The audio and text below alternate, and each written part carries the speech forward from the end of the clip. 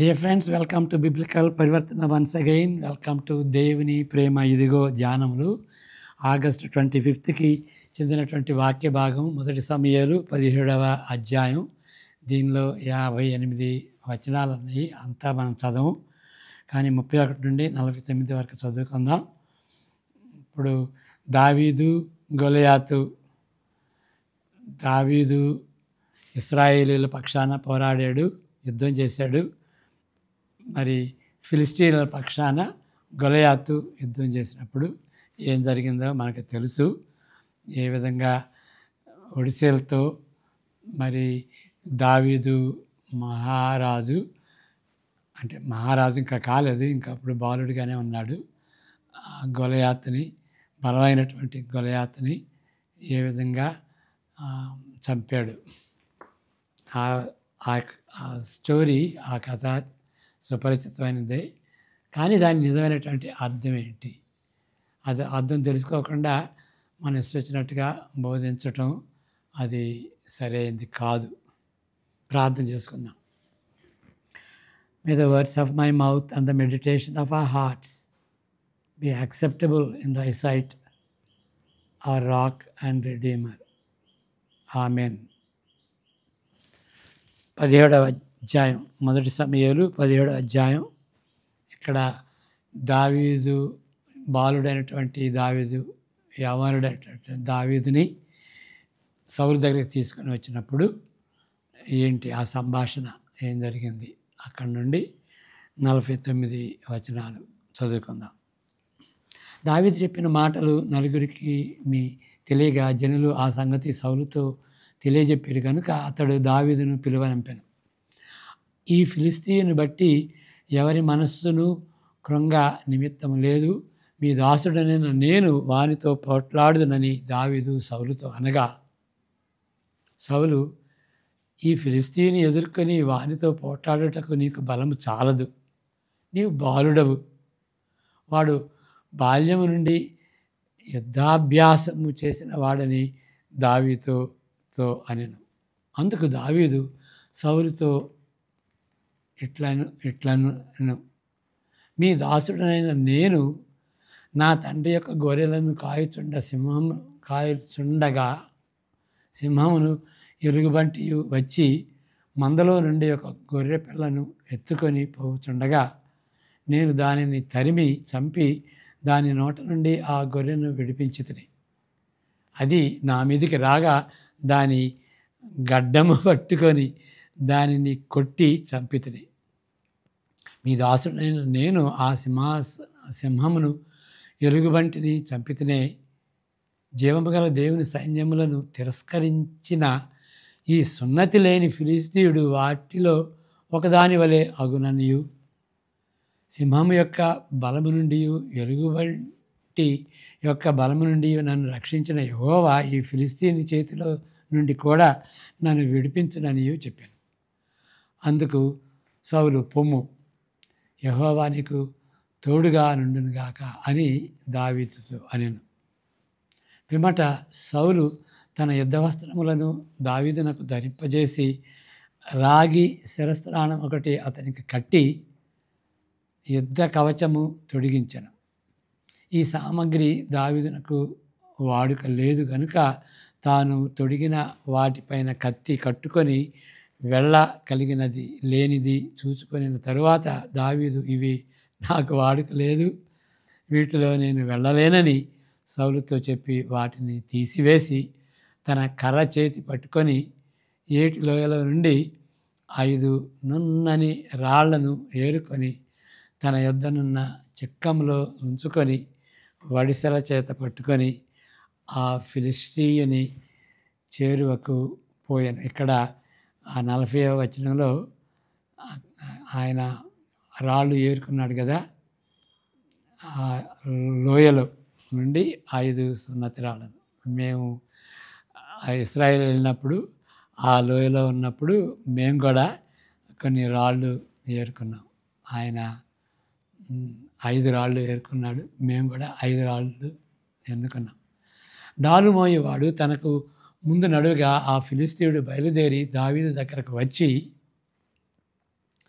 చుట్టూ పారజూచి దావీదును కనుగొని అతడు బాలుడై ఎర్రటి వాడును రూపసీయునై ఉండుట చూచి అతని తృణీకరించను. 49 వరకు. 40 ఫిలిష్తీయుడు కర్ర తీసుకొని, నీవు నా మీదకి వచ్చుచున్నావే, నేను కుక్కనా అని దావీదుతో చెప్పి తన దేవతల పేరట దావీదును శపించెను. నా దగ్గరకు రమ్ము, నీ మాంసను ఆకాశ పక్షులకును భూమృగములకును ఇచ్చివేతునని ఆ ఫిలిష్తీయుడు దావీదుతో చెప్పాను. దావీదు, నీవు కత్తియు ఈటెయు బల్లెమును ధరించుకొని నా మీదకి వచ్చుచున్నావు. అయితే నీవు తిరస్కరించిన ఇశ్రాయేలీల సైన్యములకు అధిపతికి యెహోవా పేరట నేను నీ మీదకి వచ్చుచున్నాను. ఈ దినమున యెహోవా నిన్ను నా చేతికి అప్పగింతును. నేను నిన్ను చంపి నీ తల తెగవేతును. ఇశ్రాయేలులో దేవుడు ఉన్నాడని లోక నివాసులు అందరూ తెలుసుకున్నట్లు నేను ఈ దినమున ఫిలిష్తీయుల యొక్క కళేబరములను ఆకాశ పక్షులకును భూమృగములకును ఎత్తును. అప్పుడు యెహోవా కత్తి చేతను ఈట చేతను రక్షించువాడు కాడని ఈ దండు వారందరూ తెలుసుకుందరు. యుద్ధము యెహోవాదే, ఆయన మిమ్మును మా చేతికి అప్పగించునని చెప్పాను. ఆ ఫిలిష్తీయుడు లేచి దావీదును కలియుటకై అతనికి ఎదురుగా పోగా దావీదు వానిని ఎదుర్కొనుటకు సైన్యము తట్టు త్వరగా పరిగెత్తుకొని పోయి తన సంచిలో చెయ్యి వేసి అందులో నుండి రాయి ఒకటి తీసి వడిసెలతో విసరి ఆ ఫిలిష్తీయుని నుదుట కొట్టెను. ఆ రాయి వాని నుదురు చొచ్చినందున వాడు నేలను బోర్లపడెను. ఇక్కడ నేర్చుకున్న దాన్ని బట్టి గొల్యాతు పేర్ల దావీదు గొల్యాతు పేర్లతో అనేక కథలు సృష్టించబడ్డాయి. కొన్నిసార్లు దావీదు చిన్న బాలునిగా తయారు చేస్తారు, కానీ ఆ కథల్లో చిన్న బాలుడిగా, అందమైనటువంటి బాలుడిగా తయారు చేస్తాం. కానీ అతను సింహమును ఎలుగుబంటిని వశపరుచుకొని చంపినందున కనీసం యవనస్తుడై ఉండవచ్చునని మనం భావించుకోవచ్చు. ప్రస్తుతము ఈ జంట పేర్లు దావీదు గొల్యాతులు వాళ్ళకి సింబాలిక్ మీనింగ్ ఇస్తారన్నమాట. ఒక సాంకేతికమైనటువంటి భావాన్ని ఇస్తారు. సాంకేతికంగా వీళ్ళు ఉన్నట్టుగా గొల్యాతులను ఎదిరించుటకు బలహీనపు వ్యక్తుల సంస్థలను దేవుడు ఉద్రేకపరిచినట్లు ఈ కథను వాడుకుంటాం. ఏ అనుమానం లేకుండా దీన్ని బట్టి సాహసం, ధైర్యమును గురించి అనేక పాఠాలు నేర్చుకోగలము. కానీ దీన్ని కొంచెం ఆలోచిస్తే వేరుగా ఆలోచించాల్సిన అవసరం ఉంటుంది. దాన్ని బట్టి మనం నేర్చుకునేటువంటి పాఠాలు ఏంటో వాటిని నేర్చుకుంటాం. మొదటిది, కాస్త అస్పష్టంగానున్న కాలక్రమాన్ని బహుశా మొదటిగా తలంచాలి. అంటే కాలక్రమం, ఏది ముందు జరిగింది, ఏది తర్వాత జరిగింది అనేటువంటి సమస్య. మొదటి సమూయేలు 16వ వచనం చివరి భాగంలో దాని ప్రకారం సౌలు సంస్థానంలో ఆయనకు ఉపసంహరించేటువంటి వాడుగా దావీదు చిత్రీకరించబడతాడు. సితారా వాయిస్తున్నటువంటి వ్యక్తిగా అక్కడ దావీదు కనిపిస్తాడు. అయినప్పటికీ గొల్యాతుతో దావీదు పోరాడిన తర్వాత, అది 17వ అధ్యాయం ఉంటుంది, ఈ యవనస్తుని గూర్చి సౌలు తెలుసుకునేటువంటి అవసరత కనిపిస్తుంది. ఏంటి, ఆయన ఎవరి కుమారుడు అని అడుగుతాడు. అరే, అంతకుముందు 16వ అధ్యాయంలో మనం చూసాం కదా, ఆయన కోర్టులో ఉండి గిటారా వేశాడు, లేకపోతే సితారా వేశాడు, ఆయనకు ఉపశమనం కల్పించాడు. మరి ఎప్పుడైతే ఆ దయ్యం పట్టిద్దో ఆ సైతాను శక్తితో ఉన్నప్పుడు ఈయన ఆ సితారా వాయించినప్పుడు ఆయనకి ఉపశమనం, కంఫర్ట్ కలిగింది. మరి ఎంతకాలం ఆ విధంగా ఉన్నాడు. అప్పుడు ఆయన గురించి తెలుసు కదా, దావీదు గురించి సౌలుకి. మరి తర్వాత 17వ అధ్యాయంలో, అదే 16 అధ్యాయం, 17వ అధ్యాయంలో మరి గొల్యాతుని చంపినప్పుడు ఆయన గురించి తెలుసుకోవటం ఏంటి? అంతకుముందే తెలుసు కదా, అంతకాలం ఉన్నాడు. కాబట్టి అది ఒక పెద్ద సమస్య అన్నమాట. అది తెలుసుకోవటం ఏంటి, తర్వాత తెలుసుకోవటం ఏంటి? కాబట్టి ఈ సమస్యకు పరిష్కారం లేదని కొందరు స్కాలర్స్ అంటారు. ఆ స్కాలర్స్ స్కెప్టికల్ స్కాలర్స్ అన్నమాట. అంటే ఇక ఇట్లాంటివి ఎన్నో ఉంటాయి బైబిల్లో. కాబట్టి బైబిల్ చరిత్రను అనుసరించి లేదండి. చరిత్రకు వ్యతిరేకంగా ఉండేటువంటి విషయాలు ఉన్నాయి. కాబట్టి బైబిల్ చెప్పిందంతా చరిత్రలో జరిగిందని నమ్మకూడదు అని అంటారు. ఇప్పుడు నేను ఆ లోయలకి వెళ్ళి ఆ టీంతో మేము కొన్ని రాళ్ళు ఏరుకున్నామని చెప్పాను కదా, అది చరిత్ర. అది చరిత్రలో జరిగింది. అది అక్కడ చరిత్ర సత్యం. అంటే చరిత్ర అంతా రాయలేదు. ఈ రక్షణ చరిత్రకు సంబంధించినటువంటి వాటిని ఎన్నుకొని ఆ చరిత్ర సంఘటన రాశారు. అది రైటే. కానీ చరిత్ర కాదంటానికి అది అది ఎవరంటారంటే డౌట్, ఆ చరిత్ర కాదు అని డౌట్ చేసేటువంటి డౌట్ అంటే ఆ సమస్యకి తగినట్టుగా వాళ్ళు బోధించి ఇతరుల మనసులో కూడాను నమ్మేటువంటి వాళ్ళని కూడాను సంశయించేటువంటి వాళ్ళగా చేసేటువంటి ఆ స్కెప్టికల్ స్కాలర్స్ అన్నమాట వాళ్ళు. అలాంటి వాళ్ళకి మనం ఏం చెప్పాలి? 2 విషయాలు సమాధానంగా చెప్పాలి. ఓకే, ఈ 2 విషయాలు కూడా అర్థం చేసుకోవచ్చా అని ఆ డౌట్ నుండి మనం బయటపడతాం. మొదటిది, ఎంత ఉపశమనము అందజేసినప్పటికీ ఆయన స్థానంలో నున్న అనేకులు ఉంటారు కదా ఆయన కోర్టులో. చాలామంది ఉంటారు. వాళ్ళలో సంగీతాలు నేర్పేటువంటి వాళ్ళు, సంగీత వాయిద్యాలు వేసేటువంటి వాళ్ళు అనేక మంది ఉంటారు. వాళ్ళలో ఒక్కడి గురించి ఎందుకు సౌలు తెలుసుకోవాలి? ఒక్కడే ఉంటే అనుకోవచ్చు. అనేక మంది ఉంటే దావీదు గురించే ప్రత్యేకంగా ఎందుకు తెలుసుకోవాలి? ఆయన గురించి ఎందుకు రీసెర్చ్ చేయాలి, తనిఖీ చేయాలి అంటే అవసరత ఉండదు. 17వ అధ్యాయంలోని సంఘటనకు ముందు అలాంటి అవసరత సౌలుకి ఉండదు. అధ్యాయంలో ఆయన చంపాడు కాబట్టి ఆ విధంగా అడగాల్సి వచ్చింది. ఆయన ఎవరు అబ్బాయి అని. అంత ఘనకార్యం చేశాడు. గొలియాతు లాంటి ఆయన్ని చంపి ఫిలిస్తీన్ల మీద మనకి విజయాన్ని ఇచ్చాడు. ఎవరయ్యా అబ్బాయి, ఆ యవనస్తుడు అని అడగటానికి సందర్భం ఉంటుంది. అంతకుముందు మ్యూజిక్ వేస్తుంటే ఆ సందర్భం ఉండదు. ఎందుకంటే అనేక మంది ఉంటారు. ఇక్కడైతే ఒక్కడే చంపాడు.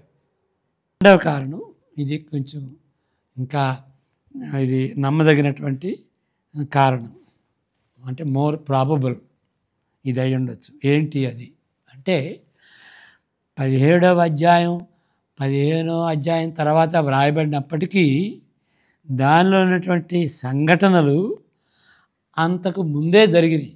అంటే 15లో ఉన్నటువంటి సంఘటనలకు ముందు 17లో ఉన్నటువంటి సంఘటనలు ముందుగా జరిగినాయి అని అనుకోవచ్చు.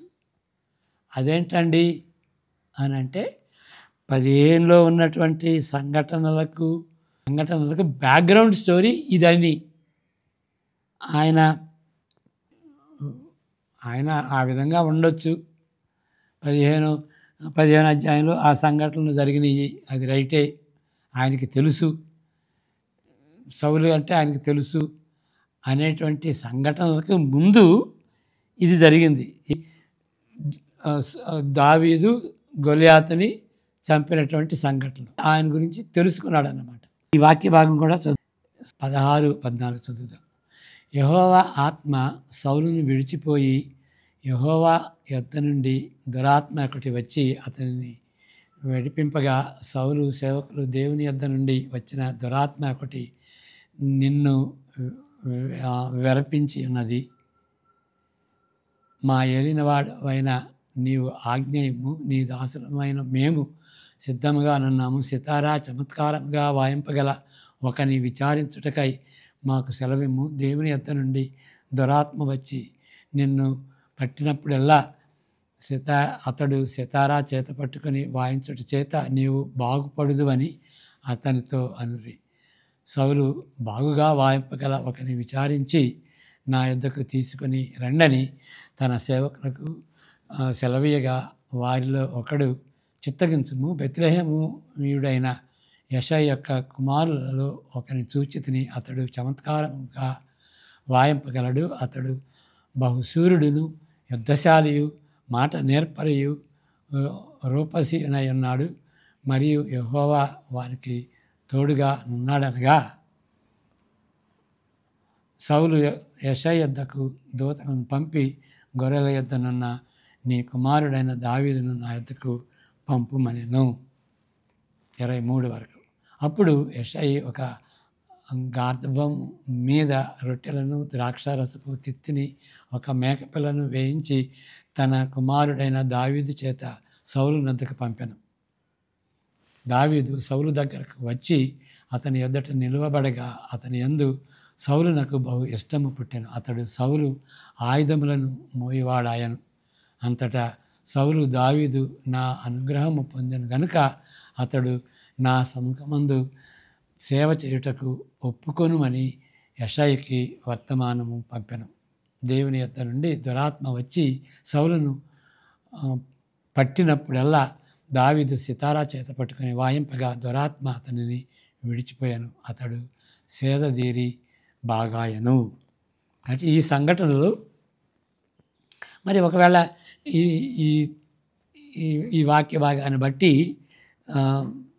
ఈ మొదటి కారణం ఏ కారణం అది అది అది కాదండి అని అనుకోవచ్చు. కాబట్టి మరి బి కారణం ఒక విధంగా అది బెటర్, మోర్ ప్రాపబుల్ అన్నమాట. అది అయి ఉండొచ్చు.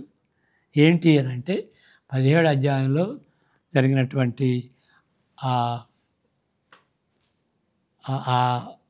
దావీదు మరి ఏ విధంగా ఫిలిస్తీయుడిని గొలియాతుని చంపినటువంటి ఆ సంఘటన తర్వాత 16 ఆ సంఘటనలో జరిగిన తర్వాత జరిగింది కాకుండా ముందే జరిగింది అని చెబుతున్నాం. అది ఎట్లా సమర్థించాలి అని మనం అంటే ఆంగ్ల భాషలో కానీ తెలుగు వ్యాకరణంలో కానీ ఉన్నట్లుగా హెబ్రీ భాషలోని క్రియాపదాలు కాల వివక్షణను నిర్వచింపవు.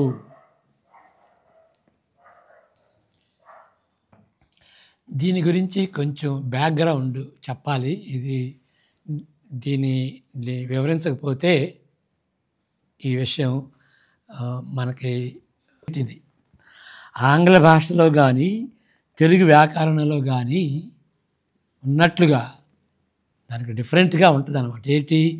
హెబ్రీ భాష క్రియాపదాలు కాల వివక్షను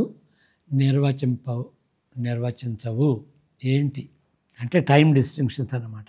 ఇప్పుడు తెలుగులో వర్తమాన, భూత, భవిష్యత్ కాలం అంటాం కదా. అంటే వర్తమాన అంటే ఇప్పుడు జరుగుతుంది, భూతకాలం అంటే ఇంతకు ముందు జరిగింది, భవిష్యత్ అంటే ఇంతకు ముందు జరిగేది. ఇక దానిలో ఇంకా రకాలు ఉన్నాయి అనుకోండి. అదేవిధంగా ఇంగ్లీష్లో కూడా ప్రజెంట్ టెన్స్ అంటే అప్పుడు జరుగుతుంది, పాస్ట్ టెన్స్ అంటే అంతకు ముందు జరిగింది, ఫ్యూచర్ టెన్స్ అంటే రాబోయే కాలంలో జరిగేది.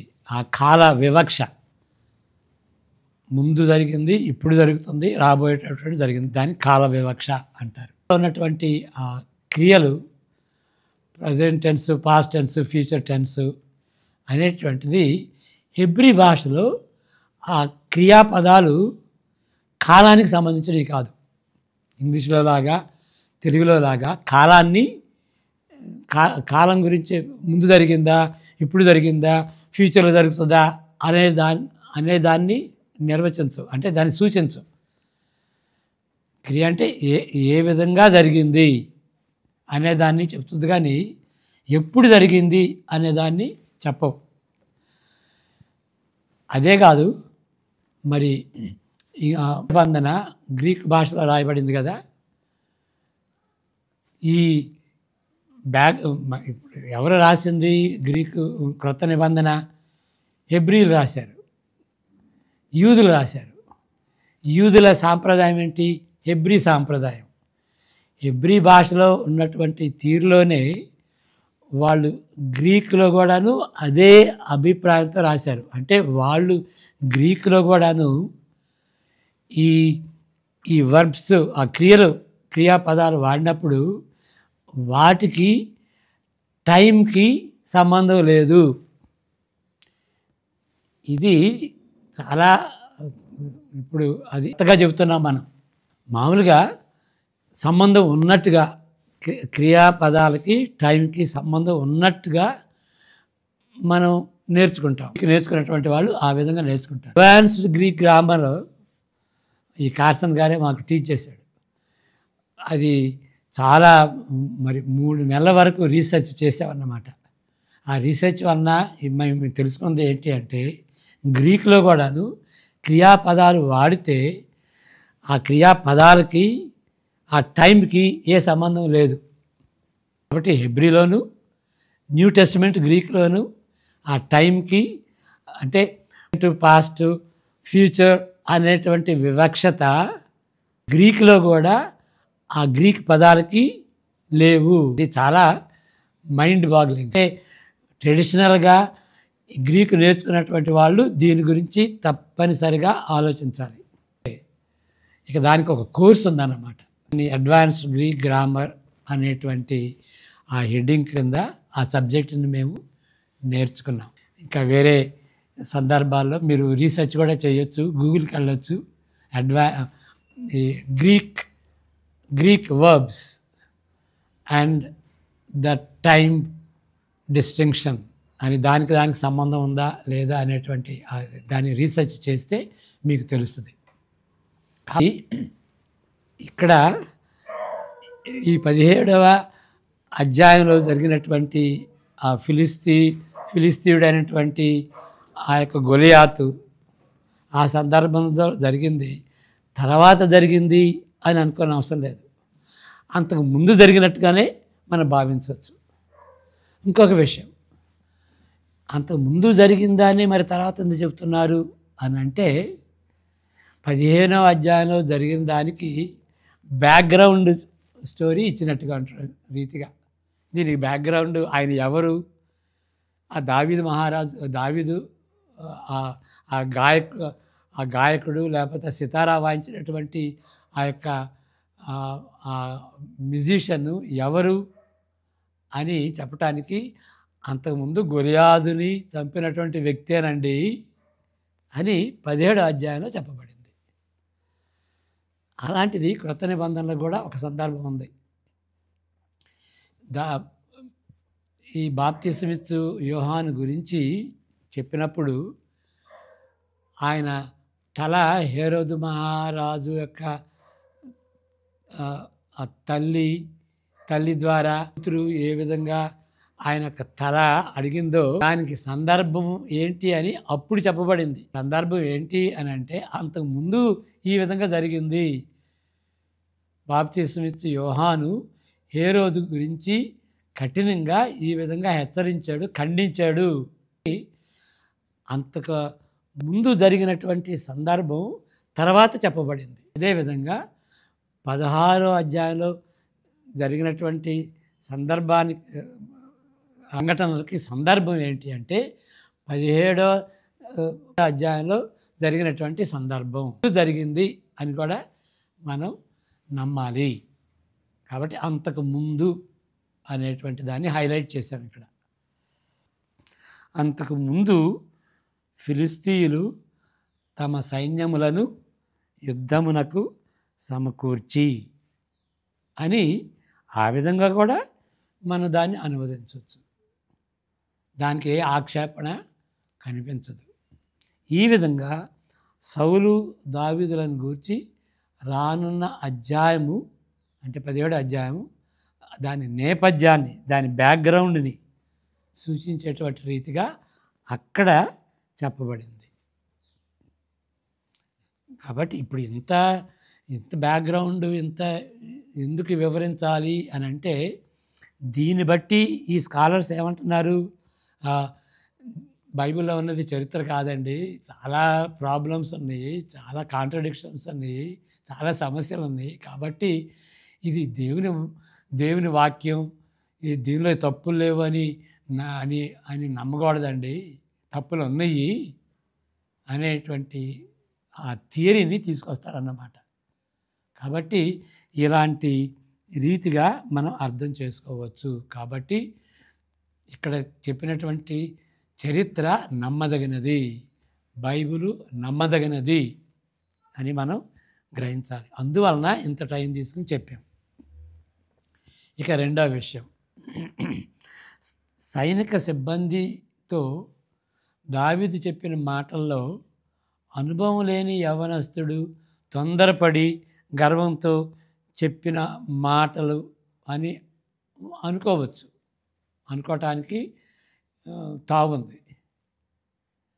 అదే ఇప్పుడు దావీదు గురించి దావీదు అన్న ఎలీయాబు కూడా అదే తీరులో అనుకున్నాడు. ఏంటి ఈయన గర్వంతో ఇట్లా అంటున్నాడు, వాడి పని చూస్తాను అని గర్వంగా చెప్తున్నాడు అని అంటాడు కదా. 28వ వచనం చదువుకుందాం.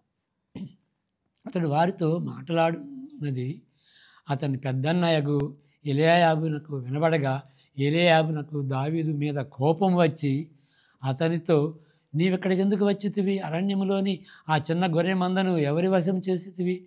నీ గర్వమును, నీ హృదయపు చెడుతనమును నేను ఎరుగుదును. యుద్ధం చూచుటకే కదా నీవు వచ్చితివి అని ఆ గర్వంతో చెప్పినటువంటి మాటలుగా ఆ ఎలీయాబు అర్థం చేసుకున్నాడు. ఆ విధంగా కూడా అర్థం చేసుకోవచ్చు, కానీ అది అపార్థం అని కూడా మనం గ్రహించాలి. ప్రమాదకరమైన ధైర్యం వెనుక దేవుని ఘనతను ఆశిస్తున్నటువంటి భారం దావీదు హృదయంలో కనిపిస్తుంది. దేవుని ఘనతకు అవమానం తీసుకొచ్చాడు. ఓకే, కాబట్టి ఎంత ప్రమాదకరమైనటువంటి పరిస్థితి అయినప్పటికీ ఆ పరిస్థితిలో ధైర్యం తెచ్చుకున్నాడు. అంతకుముందు చంపాడు కదా, లయను చంపాడు, బేరును చంపాడు. అలాంటి ధైర్యం, ఆ ప్రమాదకరమైనటువంటి ధైర్యం, ఓకే, దాని వెనుక ఉన్నది. అంతేకాదు దేవుని ఘనత, ఇక్కడ సమస్య ఏంటంటే దేవుని ఘనత, దేవుని పేరుని అవమానపరుస్తున్నటువంటి వ్యక్తి అనేటువంటి ఆ యొక్క దేవుని యొక్క ఘనతను ఆశిస్తున్నటువంటి వ్యక్తిగా ఆ భారం కలిగినటువంటి హృదయాన్ని మనం దావీదులో చూడవచ్చు. దీన్ని బట్టి దావీదు మాటలు వ్యక్తిగతమైన సాహసము కంటే గట్టి విశ్వాసముతో గొల్యాతుకు ఇచ్చినటువంటి జవాబు అని ఆయన హృదయ భారం వ్యక్తమవుతుంది. కాబట్టి ఆయన గట్టి విశ్వాసాన్ని మనం చూడాలి, అంతేగాని ఆయన గర్వపడుతూ చెప్పినటువంటి మాటలు కాదు అని మనం గ్రహించుకోవాలి. నిజానికి కుయుక్తితో వ్యవహరించే వ్యక్తులు కొన్నిసార్లు దేవుని అడ్డం పెట్టుకొని మాట్లాడతారు. అదేవిధంగా మరి దావీదు కూడా కుయుక్తితో చెప్తున్నాడండి అని అనుకోవచ్చు, కానీ దావీదు ఆ రకానికి చెందినటువంటి వ్యక్తి కాడు. బట్టి అంటే యవనస్తుడు కదా, నిగ్రహము లేని వ్యక్తిగా దావీదుపై నేరపు మోపచ్చు ఆయన అట్లా. కానీ ఆయన హృదయం సరైనటువంటి ప్లేస్లో ఉంది, సరైనటువంటి పరిస్థితిలో ఉంది, సరైనటువంటి స్థానంలో ఉంది అనటానికి ఏ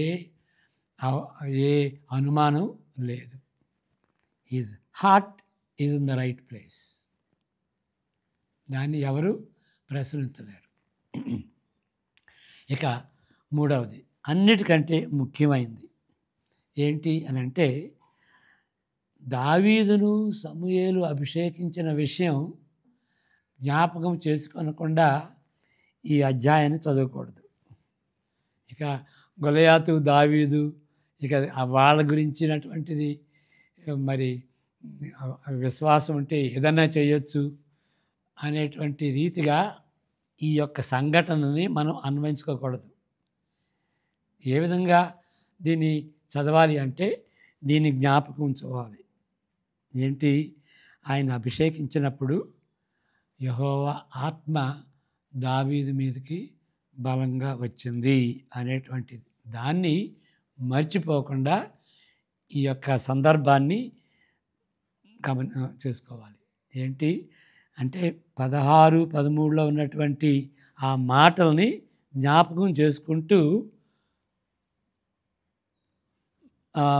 నెక్స్ట్ అధ్యాయాన్ని అంటే సమూయేలు 17ని మనం చదవాలి. ఆ సందర్భాన్ని దేవునిపై కేంద్ర దృష్టి పెట్టుకుని, ఓకే, దానికి మూలం ఏంటి? ఈ మాటలే మూలం.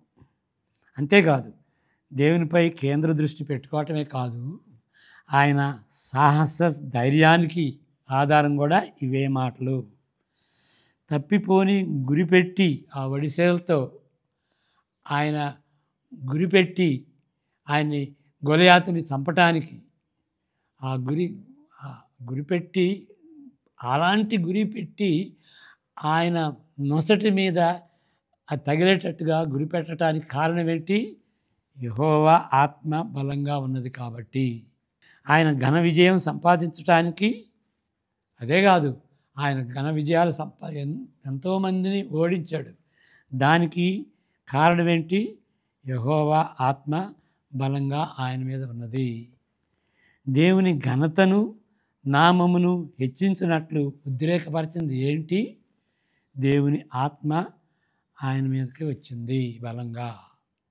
అది కారణం అని ఇక్కడ ఆ సంఘటనని మనం ఆ విధంగా అర్థం చేసుకోవాలి. దేవుని యొక్క ఆత్మను బట్టి ఆయన బలపడ్డాడు దావీదు మహారాజు అనేటువంటి తీరులో మనం ఆ కథని చెప్పాలి. అంతేగాని దావీదు విశ్వాసాన్ని గురించి చెప్తాం, దాని ఇక 5 రాళ్ళు తీసుకున్నాడు, ఒకే రాజు సరిపోయింది, ఇక అదంతా చెప్పుకోవచ్చు.